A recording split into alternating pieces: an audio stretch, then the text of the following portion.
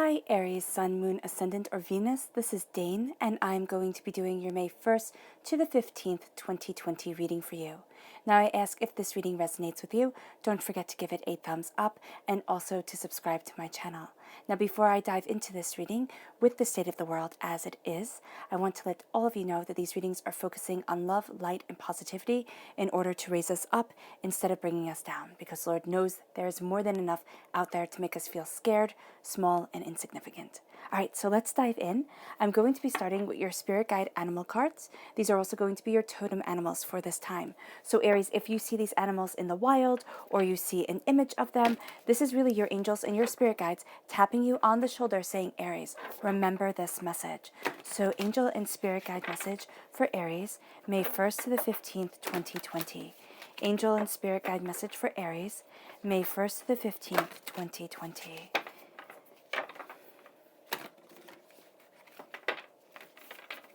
Show me clearly, show me clearly, show me clearly, show me clearly. Oh, goodness. Okay, so we're going to let this one fall and this one fall because those are the two that really wanted to be heard. Right, I'm going to put these aside. And then let's see here. We have the eagle spirit, which says spirit has your back. And we have the bobcat spirit, which says life is a mystery. So spirit has your back as you embrace the mystery of life, which is really quite beautiful. And every day we're embracing the mystery of life. We're seeing new realms and new forms of existence, new power within ourselves, new understanding of our weaknesses and of our strengths. So that's really quite lovely. And now let's see what your chakra has to say. Angel and spirit guide message for Aries, May 1st to the 15th, 2020. Angel and spirit guide message for Aries, May 1st to the 15th, 2020. Show me clearly, show me clearly, show me clearly. This one right here. Soul's healing, which is the Earth Star, not the Earth Star, the Soul Star chakra. And then you have love shining through. Oh, I love that. So you're healing your soul with the Soul Star chakra, and you're embracing love with the heart chakra. You're really letting yourself shine forward. And now let's start with your tarot. I don't know if you can see these birds. I love them. Angel and spirit guide message for Aries, May 1st to the 15th, 2020. Angel and spirit guide message for Aries, May 1st to the 15th, 2020.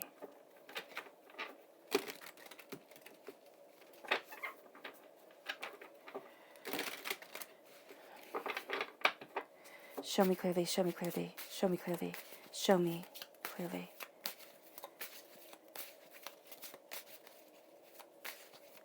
All right. At the heart of everything, we have the Two of Swords. You are then crowned by the Fool. Then we have the Page of Pentacles, an Earth sign energy, a Taurus, a Virgo, a Capricorn. The High Priestess. Oh, I love it. This is my favorite card in every single deck. The Four of Wands. The Three of Wands. The Hanged Man. Let's move these up. The Ten of Wands. The Moon card, a strong Pisces presence, a time frame of February 19th to March 20th. And the Five of Cups. All right. You have some powerful change coming forward, and there is a sense that you are teetering on a path. It's kind of like you're kind of seesawing back and forth between something, a way of looking at things, a way of feeling about yourself. And it's really saying here to kind of pull inward, and there's something new. It's kind of like a new hero's journey, which brings a bit of fear with it, but a new journey to your prosperity, to the way of looking at money, kind of rethinking, reorganizing, seeing things in a newer, better light. So let's start here with the bobcat spirit and the eagle spirit. So life is a mystery, and spirit has your back. Knowing that, yes, life is a mystery, and we cannot always understand every single nuance of it. But there is this sense of this mystery being something that propels you forward, being a sense of power and understanding and intuition and instinct that guides you, transforms you, and becomes you. And as you do so, Spirit has your back. Spirit, actually, they came this way. So Spirit has your back as you embrace life's mysteries, as you embrace the passion and the power for which you are moving forward in. And as you embrace this truth, you are transforming yourself. And there is a sense here. You have the crown on your head. So by working in tandem with Spirit, by connecting with Spirit, you're going to see doors open. I know people say, Dean, why do I have to connect with Spirit? Why is this even important? Your angels and your spirit guides are important because they guide us forward. They whisper to us. They give us knowledge and understanding that we wouldn't have naturally on our own. And so by opening ourselves up to higher power, higher instincts, higher intuition of self, we open ourselves up to embracing the mysteries of the world in a new and more profound way. And you become like a bobcat about it. It's like you are fierce and unstoppable as you are moving forward. You're not going to see that within yourself. You're going to think, oh my gosh, there's limits. Oh my gosh, this is the way life is. Or, there's worries, there's fears, there's this teetering again, where you're looking at this way or that way, and you're not really feeling comfortable with either path. And this is why a soul's healing is in order with the soul star chakra. It's like, embrace your soul, embrace your healing of self, embrace your power, embrace your understanding. And you will see that as you connect with Spirit, your soul is healed. As you connect with this power of your truth, you move forward in a certainty of self, but also in a strength of self that is so much more than you could have ever imagined. And so as you embrace this strength, right, and as you call on your soul self, you have love coming into play. And why is love important? Well, as you guys know, I see us as emotional beings. And if we ignore our emotions, if we think, okay, I'm purely logical, or I can transcend both. Yes, we can transcend both logic and emotion to be kind of like this super being, but I know that I'm not there yet, and I find it very hard to comprehend. So for me, and for so many, I find it so much easier to say we are our emotions, because that's what we are. And we don't listen to our hearts, we don't listen to our guts, we don't listen to our instincts. So here, with the heart chakra, with this love card, it's saying listen to your instincts, listen to your emotional reaction to things, and then kind of trace that seed back. Because some of the emotional reactions are going to be rather intense, and they can be rather negative at this time, because you have the Two of Swords. Now, the Two of Swords is two paths opening up to us, yes, but the Two of Swords can also be two logical ways for which you see things. One is an emotional truth, and the other is pragmatism. It's like, okay, I have to be logical, rational, and this is how I have to move forward.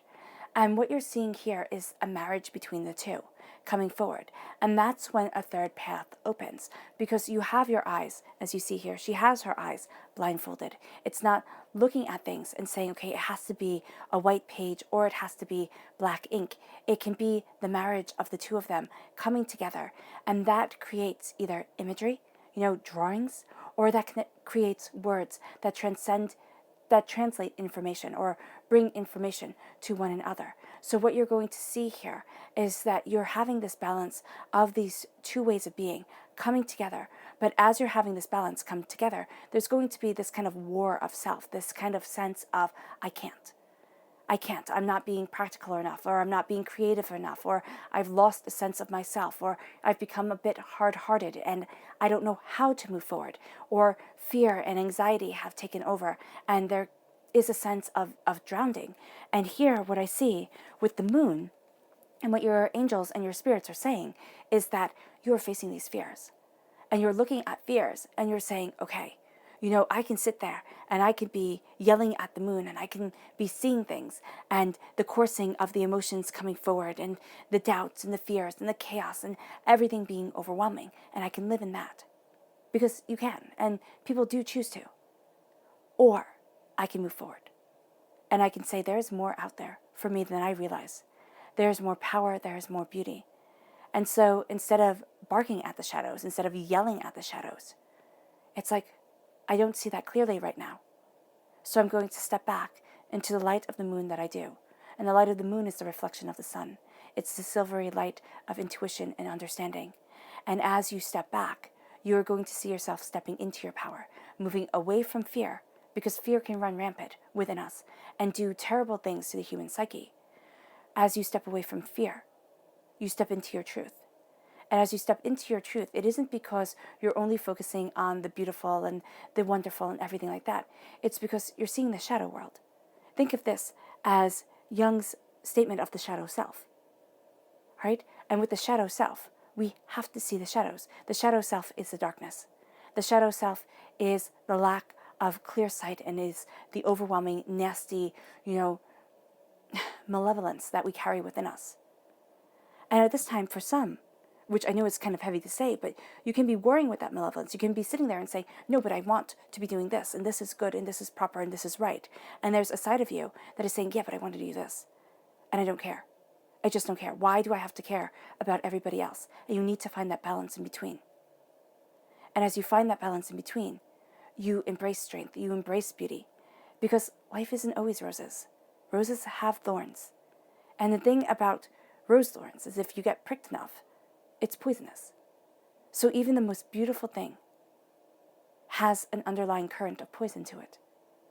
And so you're looking at things and you're understanding and you're saying, okay, I see it. I see my frustrations, I see my anger. Now you can get it out by exercising, most definitely, or through meditation, or through just having a conversation with yourself, having a conversation with your angels. I'm very big on angel journaling, right? You can sit down and write to your angels if that's what you like. I like to talk out loud. That's how I work things out. And so you can do it that way, just to face the fears head on.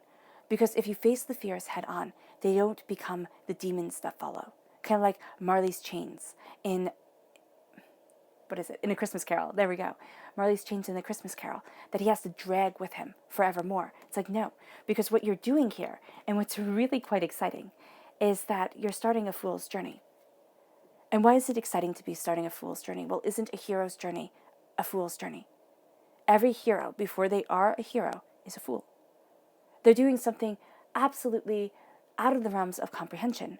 And so here, Aries, what you are doing in this time period can be out of the realms of comprehension for so many people. It can be even be out of the realms of comprehension for yourself, where you're looking at things and you're saying, oh my gosh, can I move forward that way? Is that right? Am I doing the right thing? Questioning, seeking, looking, becoming more. But here, it's like you have to start. You have to start. And let me see. Yeah, off this cliff, there is the water. And so it's like you have the phoenix following you, you have a sparrow following you, you have this dog, and it's loyalty, it's transformation, it's, freedom of self and expression. And you have to move forward, because if you don't move forward, you'll never be the hero of your tale. And it might not be something extravagant. It might simply be starting. It might be starting to go after your dream, or starting to see things in a new light, or taking an old way of looking at things that had become your mantra of life and saying, no, but it's like this. There's so much more that I can offer, and there's so much more that I am, and believing it. It's taking a sense of weakness and looking at it and say, okay, I might not be perfect here, but I have many other talents and strengths that I am building, that I am manifesting, and that I am moving forward in. Because so often we think, okay, I have to be perfect in this one way, I have to be excellent in this one way, and we strive for it forever and ever and ever, and we'll never achieve it, because we're not looking at our own personal gifts, and we're not looking at our own personal power. And by looking at our power, we also have to look at the extent of what we are able to do. And sometimes that means we fall. I know most definitely in my journey of life, I fell. I fell to depths that I never had imagined. I embraced despair that seemed crippling. And somehow, I kept on moving forward. And I see that here with you. And it doesn't have to be anything big and life-changing like that. It can simply be something where you look at it and you say, I can't do this anymore. I can't be this anymore. And I won't. And so you start taking the steps to change it, because you have this paired with the 10 of Wands. And the 10 of Wands is you gathering up all your strength, all your power, all your understanding. Why the Wands are intuition, the Wands are your passion for life, the Wands are are your air. It's your oxygen. It's what you need. It's the trees that you are going to plant to move yourself forward and to keep yourself sustained. And he's also carrying rocks with him. Rocks are the earth. They're stabilizing. They're grounding. But you're carrying too much. You're also going to find it very easy, Aries, to fall into the trap of, I will take on your burden because I'm helping you. But here's the thing. Sometimes, and I remember one of my teachers telling me this, as I was learning the tarot and as I was going deeper into spiritual wisdom. She said, you have to stop wanting to pull people out of their darkness because you can't. That's their journey. You can't save them. You can guide them, you can talk to them, but you can't save them because they have to. They have to save themselves. And if you put your hand out, there is very likely a chance that they will pull you into the pit that they are in. And that's what the Ten of Wands teaches me. And that's what I see when I see the Ten of Wands. It's falling into a pit. It's having a load so heavy upon your shoulders that you feel like you're carrying the world. You feel like you're punished like Atlas to carry the world and to never know a release. And so, as painful as it may be, you have to say, this is you. I can offer suggestions. I can help you. I can guide you. But I cannot carry that weight for you. You have to carry the weight of your existence, because here, the Ten of Wands, which you'll be left with, that's the weight of your existence. That's the end of a cycle for what you are building, what you are creating, what you are cultivating within yourself. All the passion, all the understanding, all the intuition, all the desire to move forward. This is the weight of it. And now it's time to find that place, to put down the weight that you're carrying so that you can start your journey forward. And as you do so, the Four of Wands shows celebration. The Four of Wands is the minor arcana marriage card, okay? So it doesn't mean you're getting married, though it could very well. But it does mean that you are moving into a phase of life that is celebrated. Celebrated like a wedding. You're moving into a phase of life where at your roots, you're starting to see what you desire, what you want. This can be new job opportunities coming your way. This can be, deciding to move house. You might not be moving house right now. Quarantines can be going on longer. So, there's the sense of having to be logical and practical about things. But with the Four of Wands, it's new beginnings. It's new passions. It's new desires. It's falling in love with yourself. And it's being married to the two sides of you, the practical and the impractical. The, fun-loving and the one that sits there and says, okay, well, you have to pay your bills, come on, let's get things together. And as you have that falling into alignment, and you have that sense of power and self, because you see here in her skirts is her castle. She is walking towards her castle, her sense of beauty. And that's what we're all doing within our lives. We're walking towards our fairy tale. We're walking towards what we desire. And yes, it has to be tweaked from when we were children. And when we look at things and think, oh my gosh, it's all going to be so easy and fun, and I'm just going to do it, and it's going to be great. To, okay, there were responsibilities. Wow, that wasn't fun at all. This is so much more work than I ever thought it was. At times I feel lost and afraid, and we have to face true realities about things. And if we can withstand the storm that life throws at us, the war that you have to fight to still remain yourself and not get lost within a herd of what people are supposed to think and what things are supposed to be and what happiness is supposed to be defined as, you move towards your fairy tale. You move towards your truth, your power, your love. And as you do so, and I love the progression here from the 4 to the 5, you have the 5 of Cups. The 5 of Cups is change your mind and change your whole entire life. She has 4 cups spilt right here. And she has 2 cups right up here. Crowning her is the 2 of Cups, the minor arcana lover's card. Crowning you is love. Look up, see it. Change your mind, change your whole entire life. You can't bring back the water that was eaten by the earth. You can't. And so it's saying, all right, look at it, understand it, and then keep on moving forward, because you have the 3 of Wands here. You have yourself moving forward in passion and in understanding. You have yourself looking at things anew. And as you move forward, you rise. Here, I see this as kind of like a crystal ball. You rise to your future and you stand on your future saying, I'm not afraid. I'm going to see my ships come in. I am going to take not unreasonable risks, but a risk on myself. I am going to be the person that believes in me to move forward. And then this leads you, and I left the digression here from 3 to 2. This leads you to the high priestess. And the high priestess says, turn within, look within, and have the veil lifted from your eyes. Look within your heart, your soul, yourself, and see the power. You have a bumblebee right here. You have 2 bumblebees, all right? And those equal majesty, okay? Those show us, they equal majesty, but they also, in Celtic mythology, are the signs of paradise, are the signs of paradise, of walking into paradise. And so here you have that understanding. It's like you're walking towards paradise. The more you understand, the more clear-sighted you are.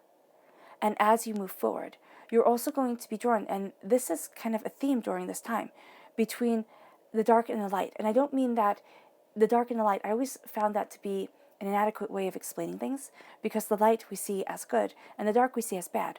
But the dark isn't bad. We need to have the quiet, introspective moments of time to look in, to rest, to build ourselves. And why we see them, the darkness, as so bad is because we instinctually are sight animals, are sight hunters. And one of the best sight hunters out there, only second to, birds of prey. So you have this bird of prey here where spirit has your back. Spirit is seeing much more clearly than you. And it's going to offer you a nimbleness, okay? But it's also offering you this sense of being able to pull back and take care of what needs to be taken care of. It's not like you, with bobcats, with cats, I see this as being more independent, more secular at times. It's kind of like more intensely focused on what needs to be done within you to move you forward. And with the high priestess, she has this balance of spring and of fall, all right? And of spring and summer, fall and winter. And why I say that is because she reminds me of Persephone. And Persephone spent half her day in the sunlit world with her mother, and half, not the day, but half the year in the sunlit world with her mother, and half the year in the shadowed world with her husband. And that's what we as human beings do. We spend half our time in the sunlit world. We spend half our time knowing our truth and moving forward in our passion and embracing our understanding. And we spend half our time in the shadowed world, in the world of not being able to see clearly all the time, of feeling overwhelmed. And the balance between the two of them is what has us moving forward. And as we move forward, we become wielders of wisdom and speakers of truth. And that's what the high priestess calls us to be. It says, speak your truth. No matter if people laugh, keep it. See clearly, and do not let the ideologies or the ideas or the, cacophony of others sway you. As long as you come from a place of love and of kindness, move forward in that love and in that kindness, because you are facing fears, and you are changing your mind, and you are changing your whole entire life, and you're seeing that the shadows cannot tear you apart. They can't. This moves you towards the hangman. You see things, you are seeing things, and you may very well carry on and have been seeing things differently than everybody else around you. You're going to think that that's bad. It's not. The hanged man sees things differently as wisdom comes to him, as passion leads him. And as you see things differently, again, you have the beehive right up here. There's a sense of entering into paradise. There's a sense of understanding more than you could have ever realized. And it's because you have embarked on this journey.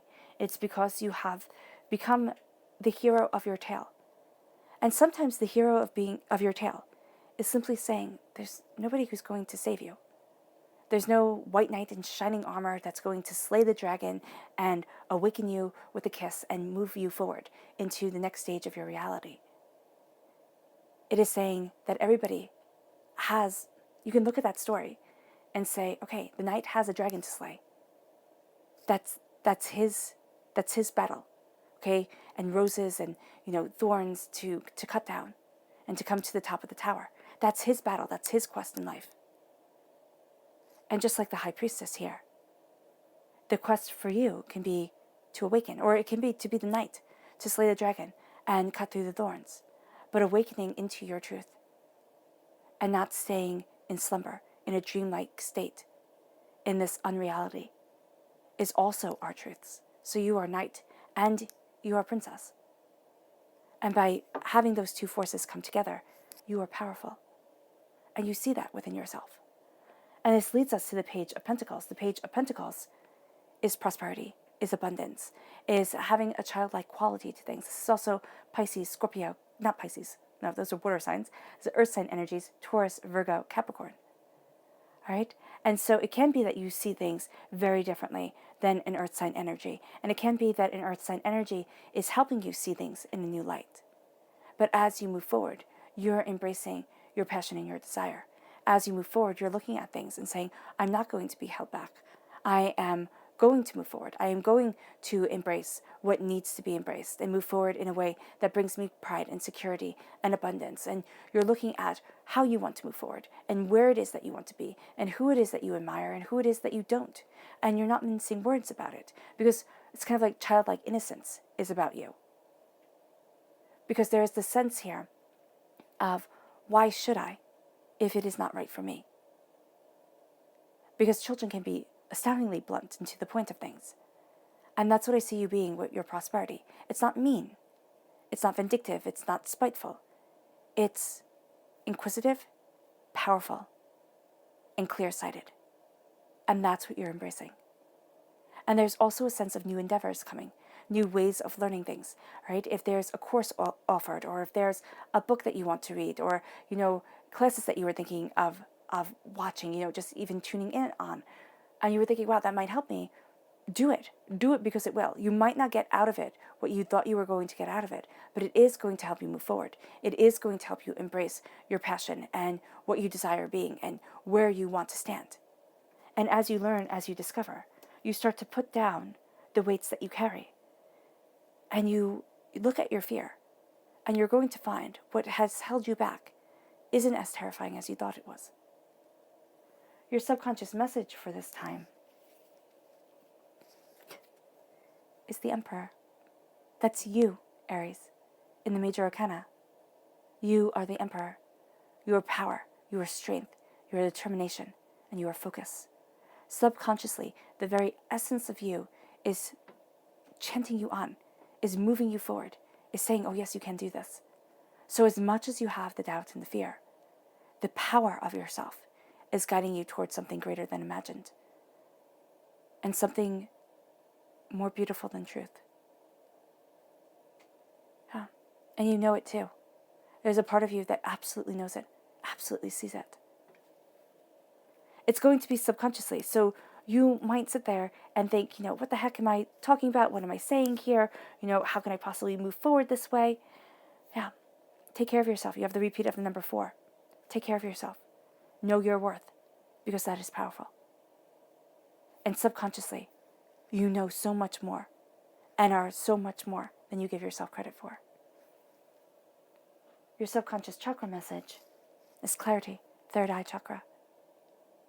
Opening up, bringing you clarity, bringing you a sense of wisdom and self. Embrace it. Your subconscious spirit animal message is the peacock spirit. Let it shine. And here it's your heart. Let your heart shine. Let your love shine. Let your soul's healing shine. Because it will bring you to heights unimaginable. And it will let you embrace the colors of your world. It's kind of like it's opening up. Instead of being painted in black and white, in starkness, it's opening it up to being joyous and rapturous and just overwhelmingly beautiful. Because subconsciously, that's what you're moving towards. Profound and undefinable beauty. And your heart is your majesty, because the peacock is crowned. All right, Aries, I hope this reading has resonated with you. It was a pleasure to bring it to you. From Spirit, I wish you nothing but light, love, peace, and happiness. May harmony always be with you. I am sending loving, healing energy to each and every one of you. I hope you are staying safe, and I love you all. Bye.